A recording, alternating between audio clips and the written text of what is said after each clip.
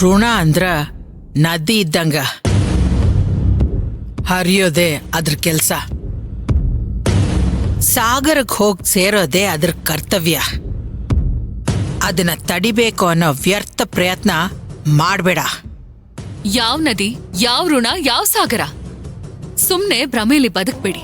ಅನು ತಲೆಲಿ ಏನೇನೋ ತುಂಬಾ ಪ್ರಯತ್ನ ಮಾಡ್ಬೇಡಿ. ನಿಂದು ತುಂಬಾ ಅತಿ ಆಯ್ತು.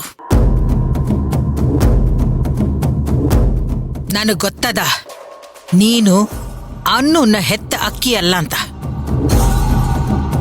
ನೀನೇ ನೋಡ್ತೀಯಲ್ಲ, ನಾನು ನೋಡಿದ ತಕ್ಷಣ ಹಣ್ಣು ಹೇಗೆ ಬಂದು ತಪ್ಕೋತಾಳ ಅಂತ.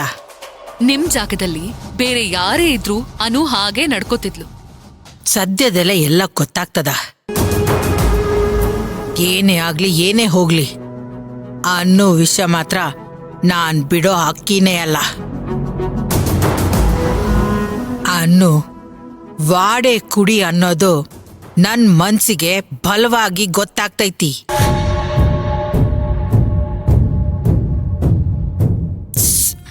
ಸತ್ಯ ಗೊತ್ತಾಗೋವರೆಗೂ ನನ್ ಹೋರಾಟ ಇದ್ದಿದ್ದೆ.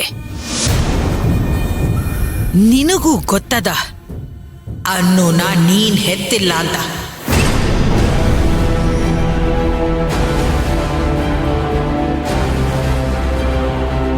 ಸುಮ್ನೆ ವಿತ್ತಂಡ ಮಾಡ್ಕೊಂಡು ಮಣ್ಮುಕ್ತಿ. ನೋಡ, ಅನ್ನುನ ನನಗೊಪ್ಸ.